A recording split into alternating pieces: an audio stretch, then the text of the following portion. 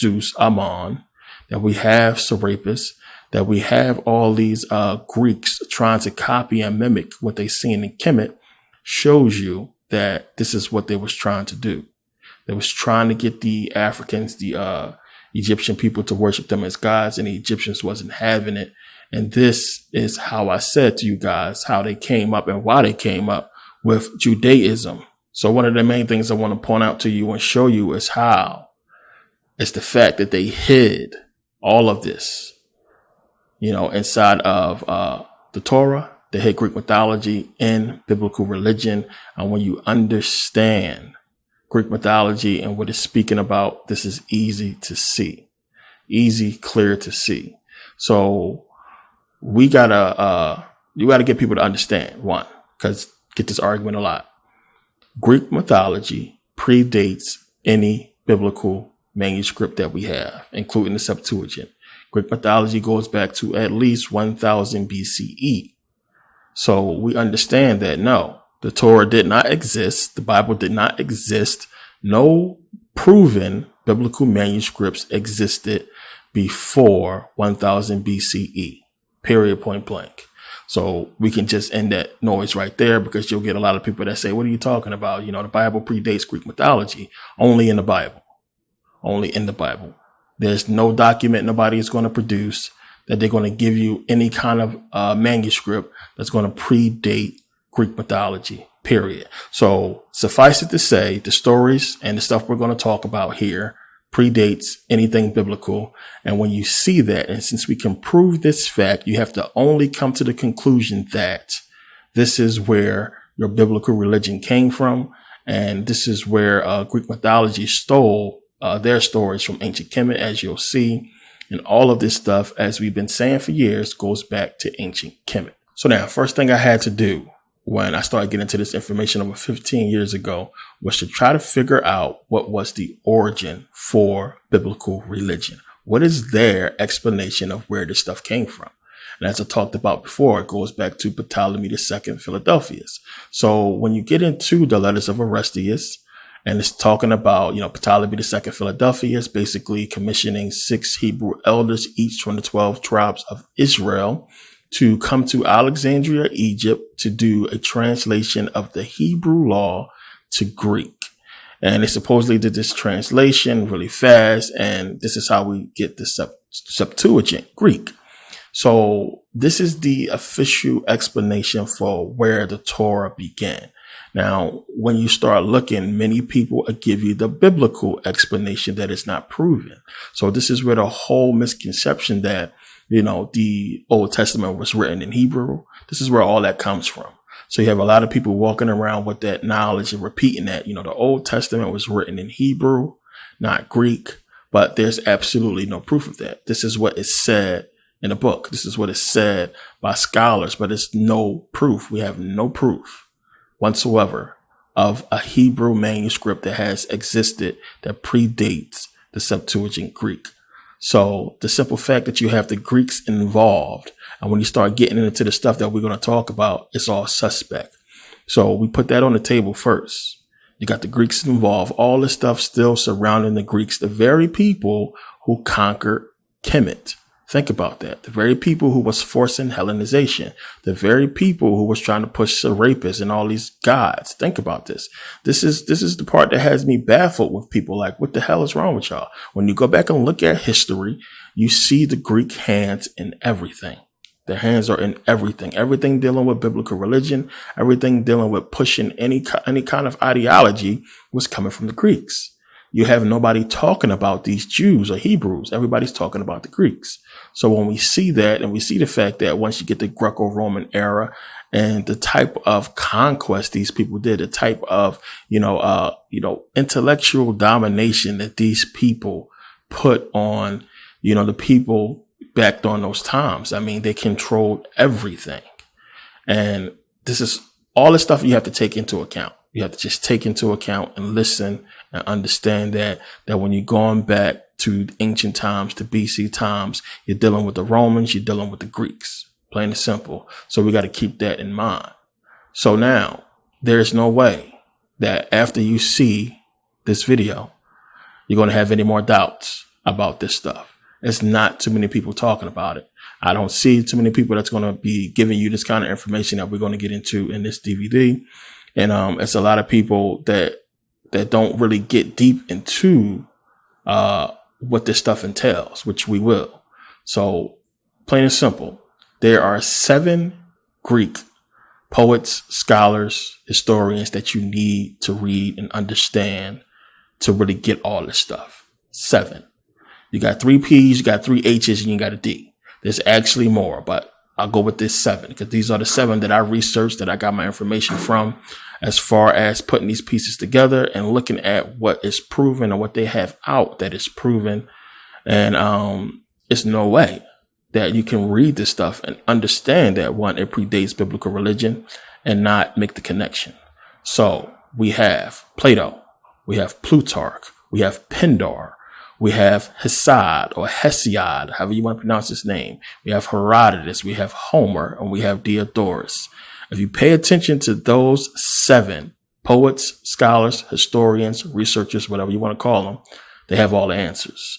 We can throw Virgil in there as well. They have the answers. You pay attention to what they wrote and the information that they put out. I mean, it's no way you can look at just Hesiod and Herodotus, Diodorus, the people who was around during this time. We're talking about before and after Greek conquest, people who was there to see the Egyptians and understood what they looked like and what they was doing, and people who understood what took place. Diodorus understood what took place, and that the Greeks was basically portraying themselves to be ancient Egyptians and hiding all of their mythology and religion or what have you within the Greek mythology and within religion itself. All this stuff is revealed in their books. All this stuff is out there for people to basically take in and read. And if you don't, then you're going to have a lot of questions. You're never going to be able to put this stuff together. Luckily for you, I did all the hard work, which I expect you to do your own research. But after this, you won't have to. So now understand, as I have been saying, the Bible, the Torah itself does not predate the 4th century BCE, period. This is around the time when you had the Greeks develop the religion. It does not predate the 4th century BCE, which is why they had to put in the Bible that God destroyed Israel a whole bunch of times so they can account for the lack of evidence, the lack of bodies. So he destroyed, Jerusalem and Israel so many times or what have you. What about the bodies that was under the ground already from the people that was, dead? Why would you destroy dead bodies again? How come we're not digging up any Hebrew bodies or finding any Hebrew ruins of civilizations? So this is why they put that stuff on the Bible, so they can try to explain why we can't find any Hebrew civilizations, any ancient Jewish civilizations that predate the 4th century BCE. Plain and simple. So this is why stuff is in there. So now any so-called ancient Hebrew artifacts that they find, any kind of artifact that they find that has so-called ancient Hebrew writing or Paleo Hebrew or what have you, any of that kind of bullshit that they find, it belongs to the Phoenician Canaanites. Plain and simple. It belongs to the Phoenicians or the Canaanites. And they're trying to pass it off as Hebrew. That's a fact. There was no such thing as no damn Jews or no Hebrews during that time. So this is why they get into the whole Paleo Hebrew, because they know, one, that the Greek language developed from the Phoenicians, and that the Hebrew language supposed to as well develop from the Phoenicians. But how is that possible when, the first people supposed to be speaking Hebrew and Moses supposed to have spoken Hebrew? What is that all about? To get 2 different stories, conflicting stories from Bible scholars who, one, people would say that the Hebrew language developed on its own. It didn't come from any other language, that Hebrew was the first spoken language. And then you get people who will say, well, Hebrew had to develop from the Phoenicians. And this is why we get this whole Paleo Hebrew, because they have to attach themselves to something to give them validity. So when you see any kind of artifact or anything that is so-called Paleo Hebrew or what have you, it's Phoenician, it's Canaanite, and they're trying to steal it. That's a fact. Besides the ancient Egyptians, the Greeks was the first to speak about God walking among men. God's walking among men people praying to gods for material things, people being punished for sins or what have you, people going to an underworld, people going to a heaven. Outside of Kemet, the Greeks were the first ones to do it, and they were the first ones to put their stuff into a organized religion or organized practice that we call Greek mythology. Plain and simple. When you understand that fact, it's not hard at all to understand what has taken place and what they've done. And, this stuff is ridiculous to me that you have the whole world deceived by this. And it just takes reading 2 books to figure out what they did, knowing history to figure out what they did. It's frustrating. So when we get through this video and you see and you look at this stuff, it's so easy the way I'm about to put it to you that it almost seems unreal. That it's like, it can't be that simple. It's not, but it's going to look that way. But if you don't speak ancient Greek, if you don't know about this stuff, if you don't have the time to really dig into this kind of information, you're just not going to get it. Couple that with the fact that you have so much enforcement and so much to back up the lies of biblical religion, which is why it's hard for a lot of people to get this. And a lot of times when you look at the debates and arguments, the whole thing can be settled with them just going back to Greek mythology and destroying anything biblical, which I'm about to do here. So you have the Greeks talking about worshiping gods and gods coming down and mingling with men or what have you. And you understand that the world at that time, the world during that time was really caught up in, spirituality. They was trying to figure out where it came from. It was a lot of interest in anything spiritual and anything that had to do with what was going on and how they got there. So they put these stories together, same as the ancient Egyptians did, to basically hide the science and math behind it, to make it more explainable for those in the mystery schools. And this is what took place. You had the people in the mystery schools understand what was being said. And if you want to give people knowledge and just say, well, maybe you're not old enough to understand this stuff, so I'm going to give it to you in little stories to give you a meaning. When you read a bedtime story to your child, you give them a story, but in that story is a moral to the story. So this is what these mythologies was about. They was giving you stories, but the moral to the story had to do with the origin of life, how we got here, and, science, math, physics, geometry, all this stuff is wrapped up within these stories. So this is what it was about. And this is what the Greeks copied from the ancient Egyptians who taught them, about all this stuff. So now let's get into this stuff.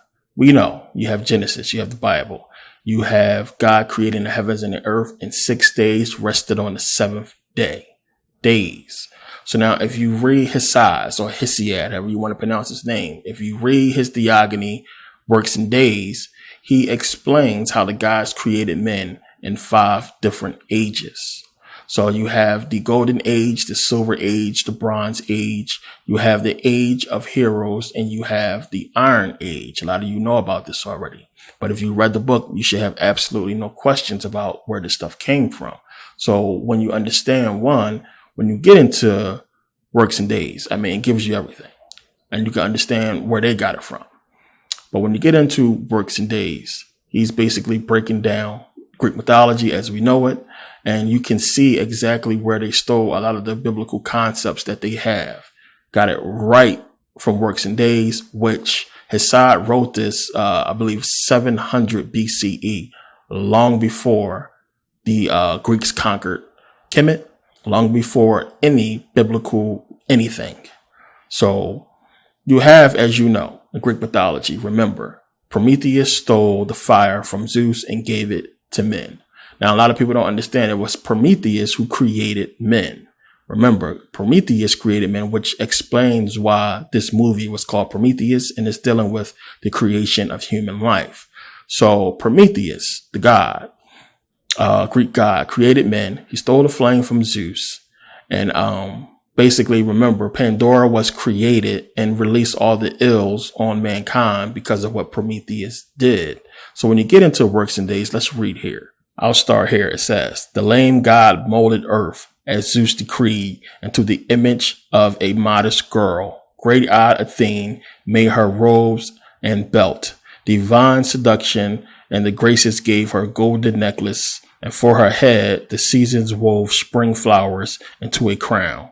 Hermes the messenger put in her breast lies and persuasive words and cunning ways. The herald of the gods then named the girl Pandora, for the gifts of which all the gods have given her. This ruin of mankind. The deep and total trap was now complete. The father sent the gods' first messenger to bring the gift to Epimetheus, and Epimetheus forgot the words. His brother said to take no gift from Zeus, but send it back, lest it should injure men. He took the gift and understood too late. Before this time, men lived upon the earth, apart from sorrow and from painful works, free from disease, which brings the death god's end. But now the woman opened up the cask and scattered pains and evils among men. Inside the cask's hard walls remained one thing, hope, only, which did not fly through the door. The lid stopped her. But all the others flew, thousands of troubles wandering the earth. The earth is full of evils, and the sea disease come to visit men by day, and uninvited come again at night, bringing their pains in silence, for they were deprived of speech by Zeus the wise. And so there is no way to flee the mind of Zeus. And now with art and skill, I'll summarize another tale which you should take to heart if how both gods and men begin the same. The gods who lived on Mount Olympus first fashioned a golden race of mortal men. These lived in the reign of Kronos, king of heaven. And like the gods, they lived with happy hearts, untouched by work or sorrow. Vile old age never appeared, but always lively limbed, far from any ills. They feasted happily. Death came to them as sleep, and all good things were theirs. Ungrudgingly, the fertile land gave up her fruits, unasked. Happy to be at peace, they lived with every want supplied. Rich in their flocks, dear to the blessed gods. And then this race was hidden in the ground, but still they lived as spirits of the earth, holy and good, guardians who keep off harm, givers of wealth. This kingly right is theirs. The gods who live on Mount Olympus next fashioned a lesser silver race of men, unlike the gold in structure or in mind, which we'll get into. So it's giving you almost the same kind of concept with Genesis, when you understand that all mankind is doomed because of the actions of Adam and Eve, which doesn't seem fair. Same here in Greek mythology, you have Zeus basically punishing all mankind because of the actions of Prometheus. So when you understand one, Ares, remember, didn't find favor in men, and Zeus didn't really like us either. So, Prometheus stealing fire was just the icing on the cake, but you kind of sort of have that same kind of concept with this punishment that mankind receives because of the actions of a few. So Pandora releasing all of the ills on mankind is the same as Eve biting the apple and releasing the same on us and damning us from paradise, because it said before this happened, everybody was, living fine. There was no illnesses, until all of this happened. So it's giving you that same kind of concept. It's also calling Kronos the god of heaven. And we know Kronos is Saturn, Roman Saturn, and Saturn is Satan. So it's giving you these connections here. So you have, Satan being a god of this world and Kronos being the god of heaven. And when we get through this, you'll understand how all of this is really going to connect and show you that it's all talk about the same stuff, which is obviously clear right now. So one of the things you have to understand, remember it said that death was like a dream, which is a huge hint right there. One of the things you have to understand about in Greek mythology is that when people died, they became demons. So daemons or demons, however you want to pronounce it, we know the word translates to demon. So demons were good in Greek mythology. Demons were not a bad thing. It's what people became. They wanted the earth. They did different things. Either they went to Elysium, which we'll talk about later, or you went to Hades, or you went to the pits of Tartarus, which we'll talk about. And this is what happened when people died, when men died. This is what happened during the Golden Age. So when you read about these daemons, now when you read the etymology, it says daemon comes from the ancient Greek word, which originally referred to a lesser deity or guided spirit. The word is further derived from the Proto-Indo-European daemon, provider, divider of fortune or destinies. Daemons are benevolent or benign nature spirits, being of the same nature as both mortals and deities, similar to ghosts, chthonic heroes, spirit guides, forces of nature, or the deities themselves.